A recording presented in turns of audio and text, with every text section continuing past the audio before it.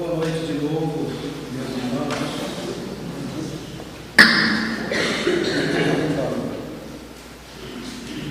Vamos combinar uma coisa, antes de eu começar. Quando vocês cansarem de mim, me avisem que eu saio. Tá bom? Amanhã só. Agora eu retornei para falar um pouquinho sobre a visão espírita. E a visão espírita, na verdade, somos todos nós espíritas temos uma visão um pouco diferente de coisas que as pessoas enxergam com outros olhos, às vezes graças a condicionamentos seculares, graças a ensinamentos que nós recebemos erradamente, equivocadamente, através dos séculos. Então a visão espírita é um pouco diferente, nos dá às vezes e acaba sendo um pouco as coisas esquisitas, algumas esquisitices, digamos assim, né? Uma maneira diferente de ver. Hoje a Alice está aqui, ela trabalha também na nossa casa espírita, então eu posso falar porque ela está aqui. Às vezes ela fica um pouco desanimada com as pessoas, ela tenta levar para a casa espírita, às vezes até leva para a casa dela, né, Alice? Não consegue que as pessoas compreendam. Mas o importante é que nós temos que saber o seguinte: nem todo mundo de fato está preparado para esse momento. Às vezes nós não devemos ficar frustrados porque não conseguimos fazer com que as pessoas compreendam as coisas da doutrina como nós compreendemos, com essa facilidade. Nem sempre as pessoas conseguem. Às vezes frequentam durante um certo tempo, conhecem relativamente bem a doutrina e mesmo assim não interiorizam, não ficam. Então não vamos ficar frustrados. A nossa função como espíritos é oferecer. E se essas pessoas de um determinado momento não estão preparadas, certamente em algum ponto da sua trajetória, aquela sementinha deve brotar. Deixamos a sementinha para o futuro. E é isso que a gente sempre pensa. Então essas coisas difíceis, às vezes, para nós compreendermos, que mesmo nós que estamos na casa espírita, frequentemente, às vezes temos uma certa dificuldade, eu trouxe algumas. Eu selecionei aqui basicamente 10 trechos de obras básicas, como o Evangelho segundo o Espiritismo e o Livro dos Espíritos, que estão ali. Eu gostaria de, antes, falar um pequeno detalhe aqui que os espíritos benfeitores me passaram a respeito. Vou pegar aqui. Nós já falamos aqui anteriormente sobre aquela comparação, não sei se vocês se lembram, algumas pessoas devem se lembrar, deixa eu apagar o caminho aqui. Algumas pessoas devem se lembrar que nós comparamos com o elevador. Alguém se lembra do elevador? Quem se lembra do elevador? Da doutrina espírita, que nos leva a determinadas profundidades. Tá certo? Muito bem. A nossa doutrina também tem os trabalhadores. E nós podemos considerar assim: o desenho dos nossos trabalhadores seria basicamente isso aqui. O que é isso aqui? Uma espécie de bacia. Tá certo? Uma região grande, aberta, receptiva, de braços abertos para receber esses aqui que são os trabalhadores. Tá? Eles estão chegando aqui na doutrina espírita. Mas se nós olharmos isso aqui de lado, vai nos parecer mais ou menos, vocês sabem muito bem que eu desenho bem pra caramba, né? Então vai nos parecer mais ou menos isso aqui, ó. Tá? Uma espécie de bacia, cheia de que essas bolinhas aqui são todos trabalhadores, tá? E nós chegamos aqui e às vezes tentamos nos introduzir no meio desses trabalhadores, uma bolinha nova aqui e tal. Muitas dessas bolinhas chegam e rebatem, são refratárias, não conseguem absorver o que a doutrina tem para passar. Então chega até aqui, bate e volta, né? Consegue às vezes chegar até a casa espírita, consegue um relativo conhecimento mínimo, mas não se demora muito. Cada um de nós pode se colocar em determinado ponto. E aí, à medida que nós vamos compreendendo e tendo a vontade de crescer, de conhecer um pouquinho mais, pode estar cheio de bolinhas aqui, nós vamos nos aprofundando, vamos deixando essa fase aqui superficial, que muita gente fica entrando e saindo, e vamos já nos dispondo ao trabalho na casa espírita, aos poucos, né, fazendo de acordo com o que cada um tem condições, tá certo? E vamos tentando chegar ao fundo disso, e descobrimos que não tem fundo, que a gente imaginava que era uma bacia, não é exatamente uma bacia. Né? E aí nós vamos nos aprofundando, vamos nos familiarizando cada vez mais com a doutrina, tá certo? Não percebemos fundo naquilo, vamos nos aprofundando e descobrimos que tudo não passa de um funil, não era uma bacia inicial. Nesse funil aqui embaixo vão cair alguns. Muitos são chamados e poucos os escolhidos. Escolhidos para quê?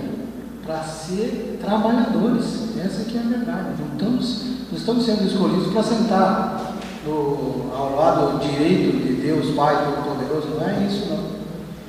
Estamos sendo escolhidos para nos tornar trabalhadores, multiplicadores. Aí quando nós caímos aqui, já somos preparados durante todo esse trajeto, toda essa trajetória, nos prepara para esse momento. Quando nós chegamos aqui, o que acontece conosco? Nós já, na condição de multiplicadores, isso não são só os palestrantes e os coordenadores de grupo de estudo, não. Cada um que chega aqui nessa condição é porque ele já tem uma relativa frequência, já está firme o suficiente na doutrina para se tornar um multiplicador, onde quer que ele esteja, não é? Não é fazendo palestra simplesmente ou fazendo coordenação de grupo de estudo, etc. Quando nós estamos prontos e caímos aqui, aí nós vamos aqui, retornamos. E aí nós vamos conviver com os iniciantes, com todos os que estão chegando na casa espírita, né? E aí nós vamos nos tornar uns multiplicadores. Então, naquele momento em que nós chegamos aqui em cima, nós começamos toda essa trajetória, nós não tínhamos noção daquelas pessoas que estavam convivendo conosco. Muitos deles eram multiplicadores que já tinham passado por todo esse processo. Tá certo? E só para nós termos uma pequena ideia, visualizar o trabalho numa casa espírita, como se processa, qual é a trajetória de crescimento que nós podemos atingir. Então, muito bem. Eu gostaria que alguém me auxiliasse lendo esse primeiro trecho que eu selecionei do Evangelho segundo o Espiritismo, capítulo 2, item 5, conforme eu coloquei ali. Quem poderia me auxiliar? Lendo? Posso ler? Leia hoje. A morte não tem mais nada de assustador. Não é mais a porta do nada, mas a da libertação, que abre para o exilado a entrada de uma morada de felicidade e de paz. Sabendo que está num lugar temporário e não definitivo, recebe as preocupações da vida com mais tolerância, resultando daí, para ele, uma calma de espírito que suaviza a amargura. Muito bem. O temor da morte, tão difícil para a maioria das pessoas, para nós como espírita deve ser cada vez mais diminuído, cada vez mais minimizado. Não é um processo que acontece da noite para o dia também, como nós já falamos agora há pouco aqui no estudo. Não se faz nada da noite para o dia, a natureza não dá saltos. Mas aos poucos nós vamos ganhando essa condição, essa certeza absoluta que há um futuro e que não somos simplesmente matéria, que um dia nós vamos cair e virar pó e de repente não vai acontecer mais nada além disso. E muito pelo contrário, toda aquela visão tétrica, fúnebre que nós estamos habituados, como eu disse agora há pouco, que às vezes por condicionamentos milenares nós estamos habituados a relacionar a morte com esses, inclusive com esse tipo de imagem, né? Inclusive eles colocam a morte como se fosse um espectro segurando uma foice, né? Que vem ceifar as vidas. É só visão tétrica, fúnebre de terror. E a mídia e os filmes contribuem para piorar mais ainda essa situação, né? Nós não, como espíritas, nós temos condições e o dever de pensar e viver diferente, de enxergar as coisas de maneira diferente. É só uma passagem, não há absolutamente nada disso, os espíritos nos garantem isso, Nós, inclusive, não participamos de maneira geral, né, digamos assim, não participamos daquele momento do desencarne, nós simplesmente dormimos. E quando acordamos, nós estaremos aí no plano espiritual, e aí vai depender da bagagem espiritual de cada um. A posição, a situação real nossa lá vai depender da bagagem que nós estivermos carregando para lá. Se for boa, estaremos em boas situações. Se não for tão boa, estaremos em situação não tão boa. Gostaria de lembrar de uma mensagem do Momento Espírita, chama-se Bico de Luz. Quem se lembra dessa mensagem? Tão bonita, um pouco antiga já, se não me engano saiu no CD número 2, já estamos no 16º, mas dizia assim, existia um caminhante que ia numa estrada à noite, estava escuridão, e ele ouviu atrás de si alguns passos. E aí ele começou a se preocupar, né? Estava sendo seguido. Aí ele começou a apressar os seus passos. E os passos atrás dele também, a mesma coisa. Apressaram também. Ele começou a correr, já começando a entrar em desespero. E os passos atrás dele também começaram a correr. Na hora que ele já estava com os pulmões em brasa, com o coração saindo pela boca, ele passou embaixo de um poste.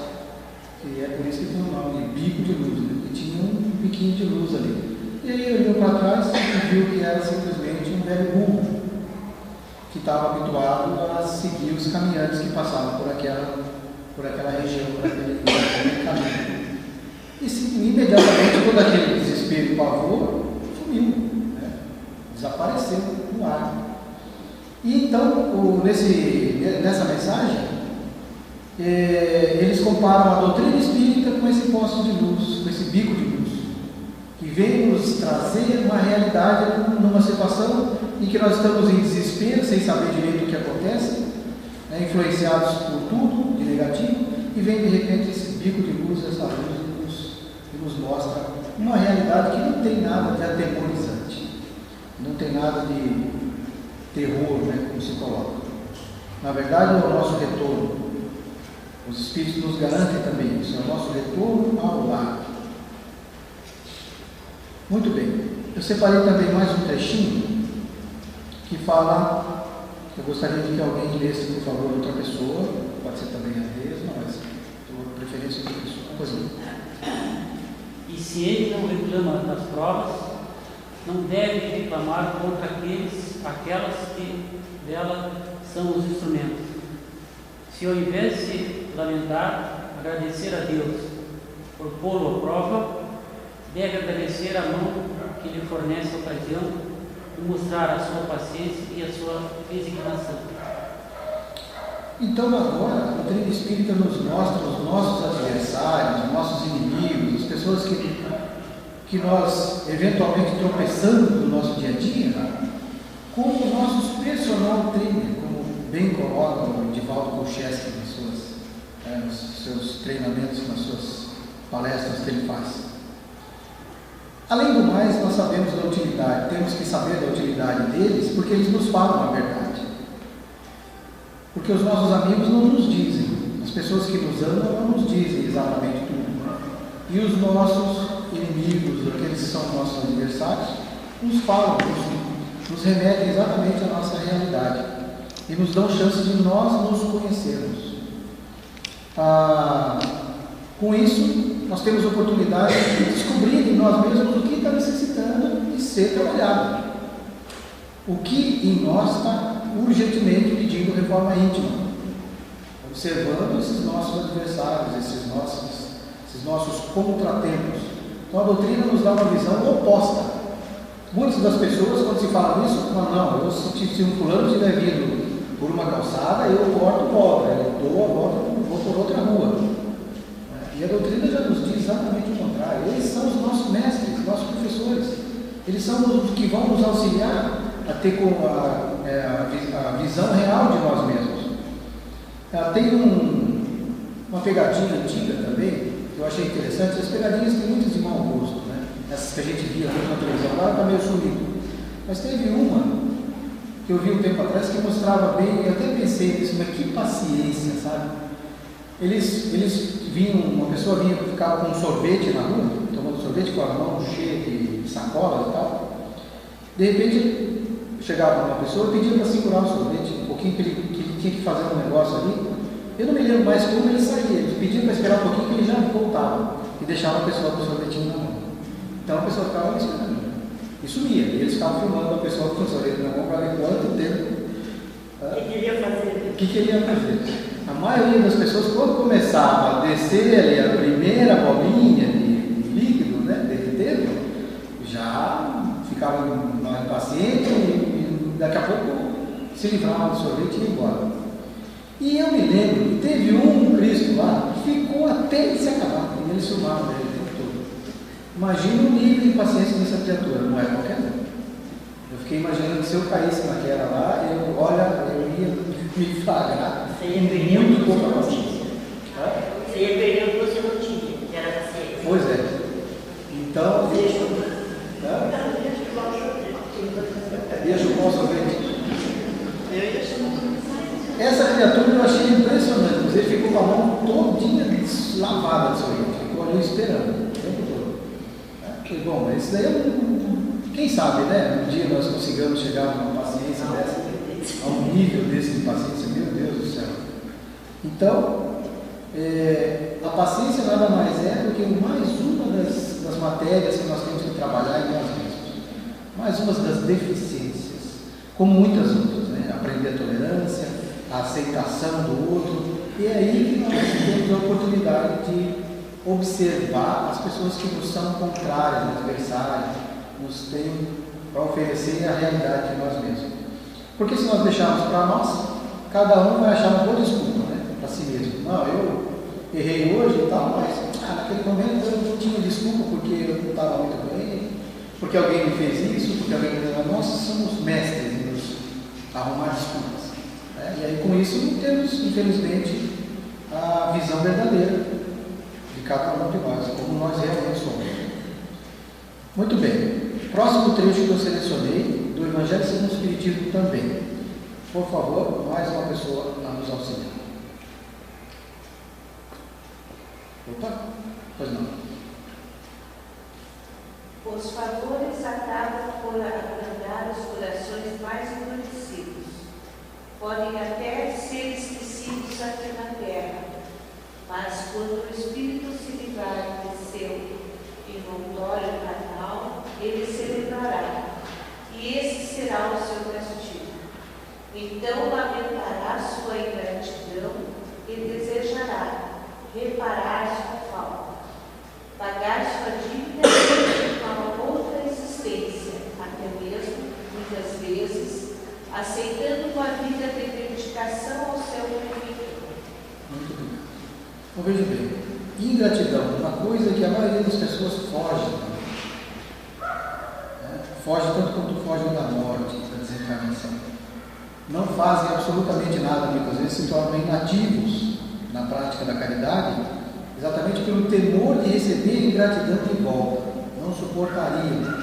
E é quando, muito pelo contrário, a doutrina nos diz, é quando nós devemos ter certeza de que nós vamos receber, é como se fosse um crédito. Imagine se nós ficássemos durante 50 anos praticando a caridade e uma vez por ano nós tivéssemos a oportunidade de receber uma ingratidão de volta.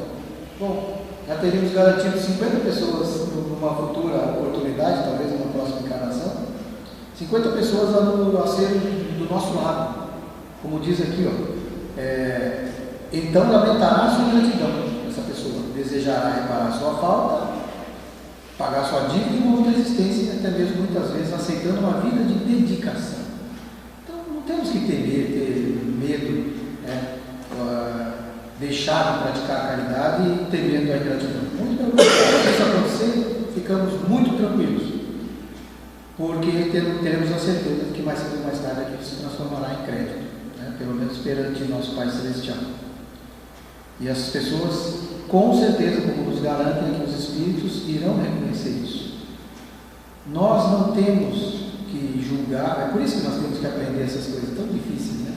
E não julgar. Está tudo certinho nas coisas como elas acontecem. Mais cedo ou mais tarde, todo mundo cai em si. Sabe com perfeição o que fez de errado, como deve sabe que tem que reparar o erro, todos. Por essa razão, nós precisamos nos preocupar quando alguma coisa aparentemente fica sem solução. Isso é uma injustiça, isso é uma impunidade, como muitas vezes nós reclamamos muito da divindade, até as pessoas reclamam de Deus, achando que é uma justiça divina. Mas como é que pode? Tantas pessoas sofrem aí, esse daqui que é um grande vilão, está aí vivendo bem, da melhor maneira e tal. As pessoas não entendem isso. Quando na verdade nós podemos ter a certeza, tudo vem ao seu tempo, mais cedo ou mais tarde, essa pessoa deve, forçosamente pela lei do progresso, reconhecer a sua falta e aí certamente terá que reparar. Vamos em frente no próximo trecho, por favor, professor, no Livro dos Espíritos agora. Que pensar naquele que tira a própria vida na esperança de atingir mais cedo uma vida melhor? Outra loucura.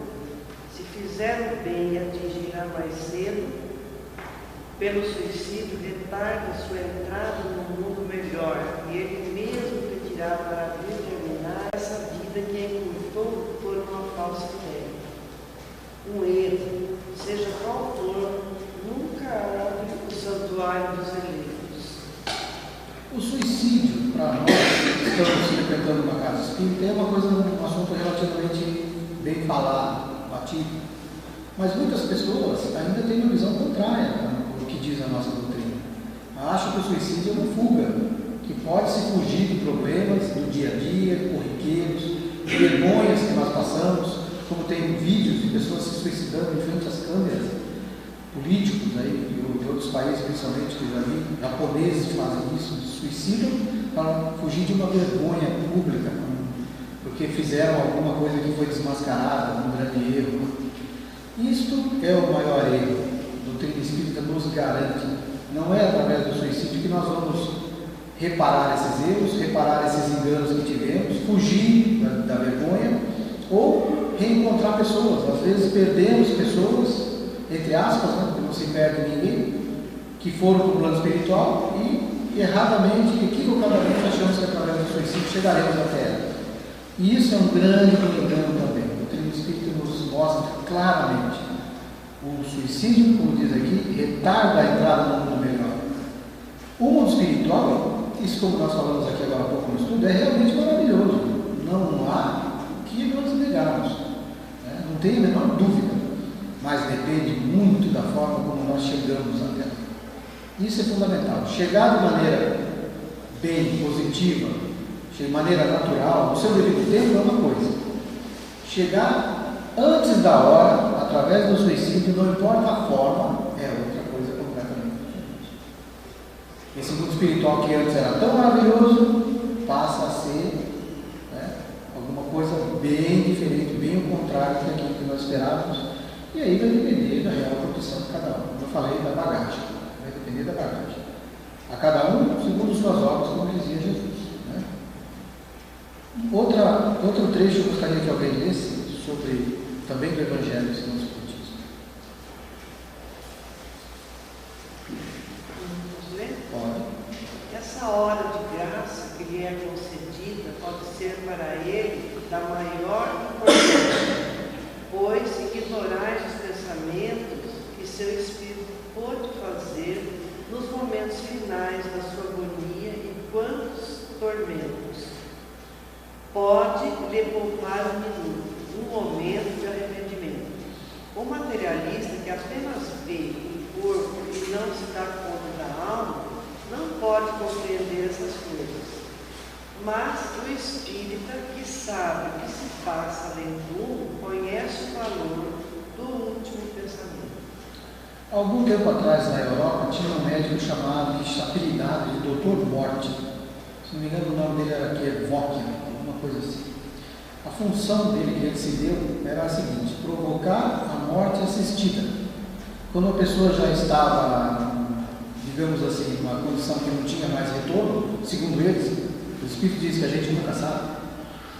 Então ele induzia a pessoa a morrer numa morte assistida, sem dor, e as pessoas pagavam ele com isso naquela época. Hoje em dia eu não sei se ele continua atuando, eu acho que não. Mas ele foi o responsável por muitos suicídios. E os espíritos nos garantem, mesmo que seja por questão de poucos minutos, nunca devemos praticar a tal da eutanásia. Nós temos o espírito que está ali naquele momento desencarnante, tem sim muito a aprender naqueles poucos momentos. Nós podemos não compreender isso, né? Mas para ele é importante, aqueles poucos momentos que ele pode passar ali numa reflexão maior a respeito da sua vida, das coisas que fez e que aprendeu e tudo mais, pode chegar, graças a esses poucos momentos, numa condição melhor no plano espiritual. Não é? E como eu disse agora há pouco, nós nunca temos condições de ter certeza que a pessoa está nos momentos finais. Eu tive a oportunidade, alguns anos atrás, de visitar um senhor vizinho nosso, em Curitiba, no hospital. Ele já tinha sido tirado da UTI, estava na cama, lá no leito normal, porque ele ia desencarnar. Já estava desenganado, como se fala, pelos médicos. E nós subimos para dar um tchau para ele. O seu João se chamava. Seu João. Que dá tchau o quê? Falamos o tchau para ele e uma semana depois, uns 15 dias, não me lembro mais, ele estava aqui na praia de novo. E a gente tinha certeza, a condição que ele estava naquele leito, coitado do senhor, já foi mesmo, não está mais aqui. E ele, depois disso, se eu não me engano, ele era muito bem humorado, ele dizia assim, mas o ruim não quebra. Ele ficou aqui mais uns 4 ou 5 anos. E quem diria, naquele momento, viver aquele corpo físico naquele estado? Então não há mesmo. Imagina se uma pessoa tivesse feito isso que nós estamos falando da eutanásia. O que teria acontecido? Ele teria perdido essa chance de vivenciar mais algumas oportunidades durante 4 ou 5 anos ainda, que não é pouco tempo para quem fica na escola. E naquele momento também, o espírito, nós podemos ter certeza que naquele momento o espírito não está ali vivenciando aquela dor no corpo físico. Ele está desprendido, certamente. Já. O corpo físico tem muito poucas condições naquele momento de manter e firmar o espírito ali, de fixar. Então ele está mais livre pela própria condição material. Né? E com isso ele não tem todo aquele sofrimento, não passa por tudo aquilo que nós estamos imaginando que ele esteja passando. E nisso também tem uma experiência que eu tive, que eu passei com a minha prima, que frequentava esta casa aqui, a Carla. E ela era médium, tudo. E tinha medo dos espíritos, por sinal, a única médium que eu conheço que tinha medo dos espíritos. Mas era médium esquecível, dava comunicação e tudo. E ela desencarnou, tinha 30 e poucos anos. Né? Alguém se lembra dela? 35, acho. 34 foi nossa vida. Nós estávamos lá um pouquinho antes dela desencarnar, nós fomos visitá-la. Um pouquinho antes, algumas horas antes, acho que 2 horas antes. E ela já estava praticamente do lado dele. Estava em condições péssimas, fisicamente. E a gente ali tudo meio preocupado, e a mãe dela ali junto e tal, minha tia.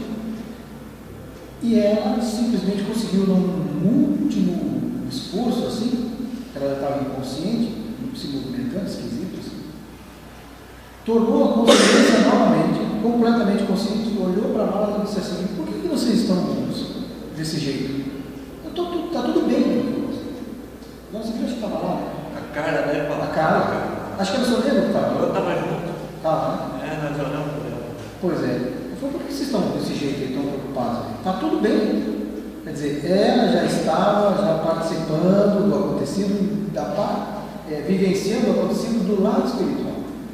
Não estava mais passando. Ela reconheceu nós, né? Normal, tranquilo, garantido, está tudo bem.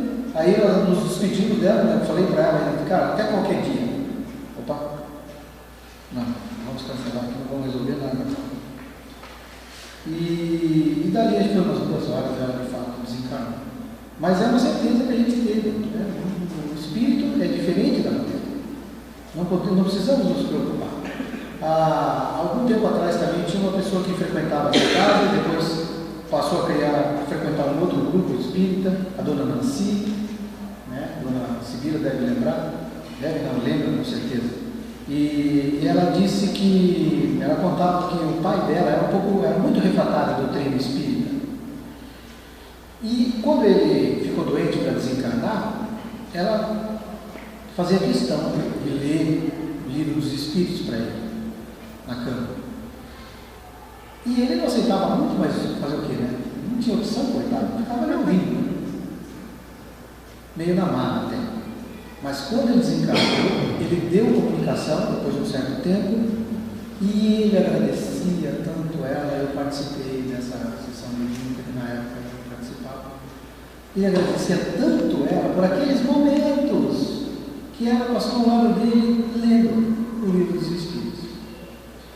Mesmo sem querer, ele aprendeu relativamente, ouviu, entendeu alguma coisa ou não, mas aquilo foi o suficiente para dar uma ajuda muito grande para ele após a desencarnação dele, coisa simples. Então, a gente dá valor a pequenas coisas, né? Mesmo que sejam pequenos momentos, principalmente nessas horas que cada um de nós está passando por um período, pelo grande momento da sua vida, que é o momento do retorno. Pois não. Quando morre acidente, essa pessoa está desencarnando, o espírito nesse momento, como está ainda? Dá para comentar alguma coisa sobre isso? O desencarne violento é sempre mais complicado, porque o espírito está cheio das energias do corpo físico ali, ele tem mais dificuldade para se desvencilhar da matéria. Nós não desencarnamos sozinhos, né? Nós não temos condições de nos desvencilhar da matéria sozinhos. Ficamos presos na matéria logo em seguida. E aí uma equipe espiritual sempre nos ajuda. Mas quando nós desencarnamos violentamente, mas mesmo assim de forma natural, imediatamente, assim que possível, digamos assim, nós recuperamos a condição normal, sem maiores problemas, a não ser no início. Mas no caso de um suicida, não. O suicida continua, às vezes, preso por muito tempo ainda, porque ele antecipou aquele problema. E às vezes até participa, como nós bem estudamos no Livro dos Espíritos, às vezes até participa da própria decomposição do corpo físico, sentindo os vermes corroerem. Veja bem, esse é o caso de alguns suicidas. Então, aí é uma desencarnação muito difícil mesmo, né? E sentindo tudo como se tivesse encarnado ali. E de fato, aí a maior dificuldade é a separação, que não é um corte, eles não conseguem chegar com uma tesoura e tum, passou. Então, vai soltando laço por laço, soltando os lacinhos que prendem. São milhares de fiozinhos fluídicos que nos prendem ao corpo físico. E aos poucos eles conseguem desatar esses nós. Os espíritos evoluídos, superiores, que têm essa condição, nos auxiliam. Vamos em frente? Senão nós ficamos muito tarde, já está quase. Evangelho de Lucas, quem pode ler? A riqueza é, sem dúvida, uma prova bastante arriscada, mais perigosa do que a miséria, em virtude das excitações, das tentações que oferece e da fascinação que exerce. É o supremo excitante do orgulho, do egoísmo e da vida sensual. É o laço mais forte que prende o homem à terra e desvia seus pensamentos do céu. Outro ponto também que muita gente fora da doutrina espírita não compreende. Dizem até, se nós realmente planejássemos a nossa existência física, nós jamais escolheríamos nascer pobre. Todos escolheríamos nascer ricos. Só que se esquecem essas pessoas, ou não sabem, que na espiritualidade a nossa visão é outra. Nós não temos essa visão de quem está aqui, materialista, que pensa e gira em volta só da matéria. No plano espiritual nós queremos outras coisas. E aí nós sabemos a dificuldade das riquezas materiais. As riquezas materiais nos impõem uma reencarnação muito mais difícil do que a miséria, que também é difícil. Mas a riqueza material nos tira o foco da atenção da espiritualidade nossa. Nos põe, nos puxa com muita força a atenção só exclusivamente no lado material. E quantas pessoas não vivem só na matéria? Só, única e exclusivamente, 24 horas por dia, é só a matéria que existe na vida delas. Não existe nada de espiritualidade, absolutamente nada. E são pessoas felizes, será? Por mais que batalhem pela vida para acumular bens, será que são pessoas felizes? Sem reconhecer sem conhecer e reconhecer uma metade de si mesmos. Um vazio. Falta alguma coisa. É verdade, não? Falta. Nós não somos só matéria. Pelo contrário, nós não somos matéria. Muito ao contrário. Matéria é só essa casca. É um revestimento. Nós mesmos somos espíritos. Vivendo uma experiência material. Como nós aprendemos. Com os espíritos. E não o contrário. Por isso nós não dizemos o meu espírito. A minha alma. Não, o meu corpo. Eu que está falando somos o espírito. Então, aí a gente começa a entender a dificuldade que a matéria nos traz. Qualquer um de nós sabe, basta ter um pouquinho mais de bens materiais, você já é chamado de doutor. Nunca frequentou uma universidade, é doutor. Se tiver um pouquinho mais ainda, é coronel. Nunca passou perto de uma patente militar. Não é? Então é assim. E com isso ele se acha, não é verdade? Pô, mas eu já sou chamado de doutor, sou coronel, fulano de tal, imagina. Poxa vida, aí sim que toma, né, fica em casa. Então, nós podemos ter essa certeza, que a doutrina nos ensina. A riqueza é uma ferramenta, como qualquer outra, o dinheiro em si, absolutamente neutra. Não nos leva obrigatoriamente nem para fazer o bem, nem para fazer o mal. Ela é neutra, como qualquer ferramenta. Um martelo, uma faca, um facão, um machado pode ser usado para o bem ou para o mal. Ele é neutro. Numa sociedade, a aparência, né, que vale. Pois é. Tem um texto da filósofo que eu li, que ele foi homenageado. Aí ele foi, né, na recepção, lá recebeu homenagem, tudo. Aí quando ele chegou, ele foi do jeito que ele era acostumado. O filósofo não liga muito para se arrumar, né? E ele foi com a roupa que ele era acostumado a usar. Aí ele foi barrado na porta. Não, você não pode entrar, porque é uma homenagem, você tem que vir vestido a cara.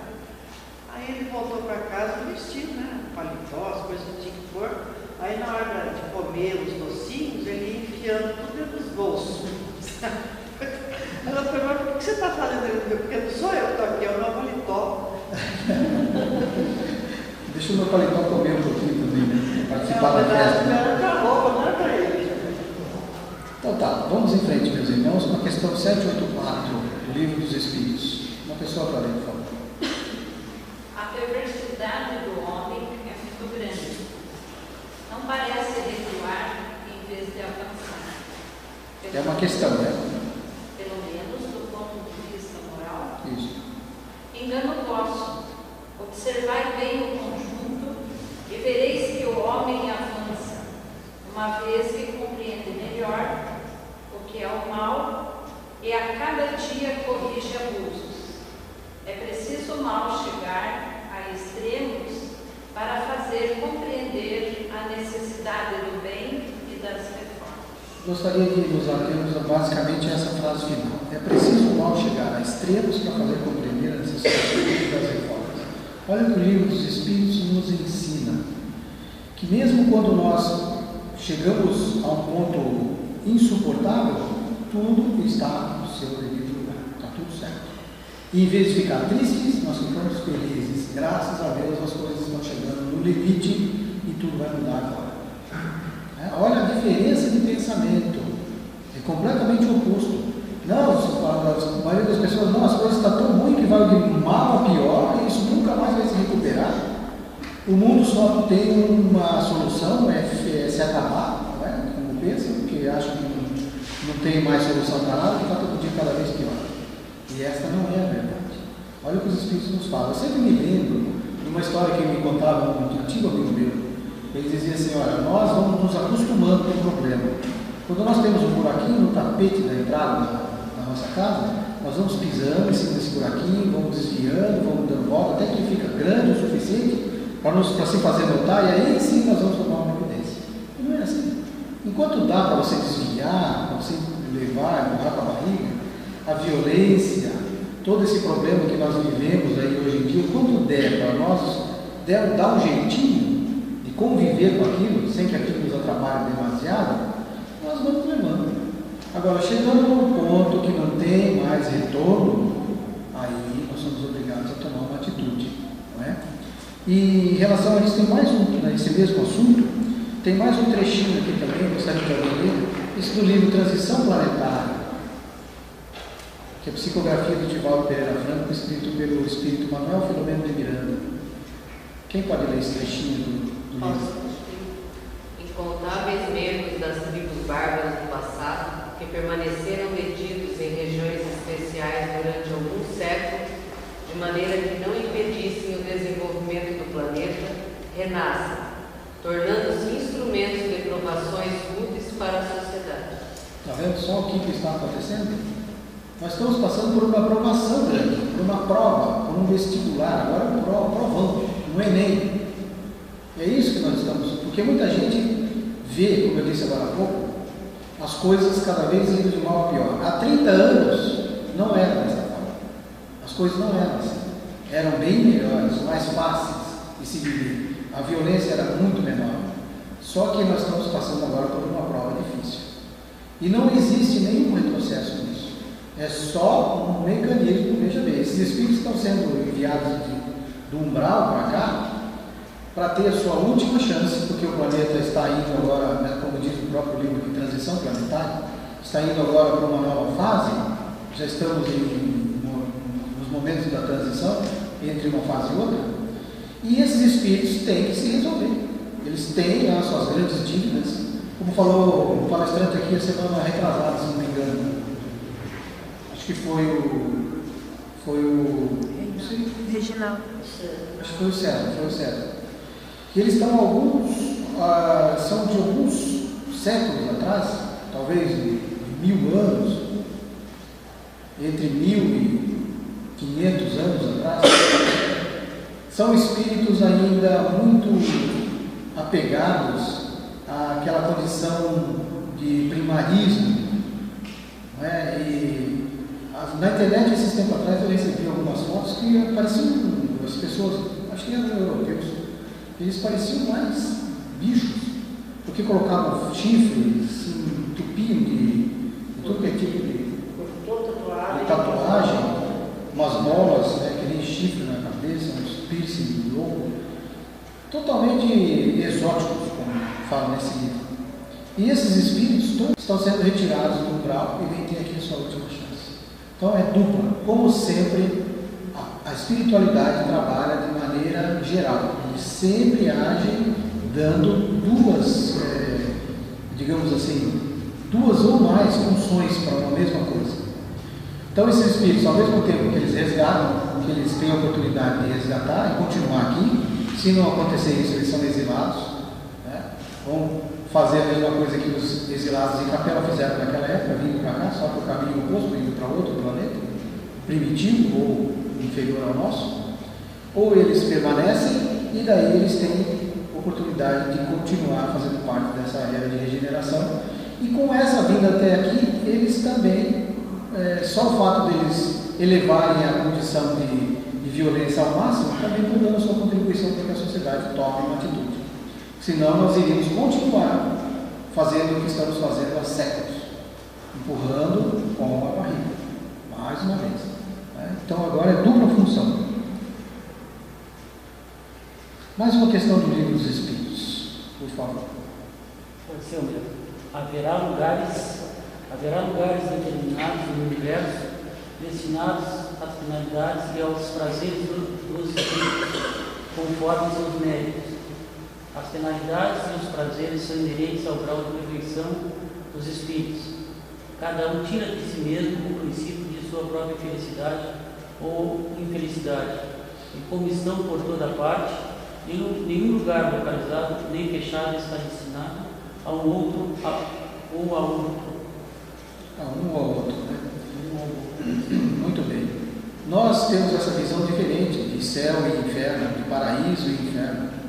A doutrina espírita nos dá uma visão muito clara do que é isso. Cada um de nós carrega consigo o seu próprio céu ou o seu próprio inferno, onde quer que esteja. Não há necessidade de ter um lugar apropriado só para isso. Não há necessidade de se criar um lugar. O umbral, como nós vemos inclusive no filme Nosso Lar, fala também no livro Memórias do Suicida, dá uma boa definição do umbral. E nada mais é do que a junção de todos esses infernos particulares, de cada um que está lá, né, formando todo aquele sofrimento, toda aquela região difícil, sofrida. É a junção de cada um. E de nós também, né, que estamos aqui, encarnados, emitindo os nossos pensamentos que ficam soltos e acabam indo parar lá, por atração, pela lei de atração. Se juntam esses pensamentos, criando aquela atmosfera terrível, né? E o nosso paraíso também, o nosso céu, caminha junto conosco. Então nós podemos, esses dias atrás, lembrei agora de um exemplo, uma pessoa que cometeu um assassinato, não sei se vocês viram, que se entregou para a polícia, dizendo que não aguentava mais o sofrimento de ficar relembrando aquilo, de que ele sonhava com aquilo, que dormia, pensava naquilo. O que é isso? É o próprio inferno que ele criou para ele mesmo, e aonde quer, por isso que não existe nada que fique impune, onde quer que ele esteja, um criminoso nessas condições pode se esconder na Amazônia para o resto da vida dele, que ele vai estar carregando aquilo. Nós não precisamos ficar preocupados em nós mesmos, como muita gente faz, né? Fazer justiça com as próprias mãos, exigir, não, isso não pode ficar impune. Não se preocupe. A pessoa carrega sim o seu próprio céu, o seu próprio inferno, e isso desde já. Não é necessário desencarnar para isso. Mas, desencarnando, a coisa tende a piorar. Essa é que é a boa notícia. Esse rapaz ficou 4 anos. 4 anos ele ficou. E aí não suportou mais aquilo. E acabou se entregando para se livrar. Você vê?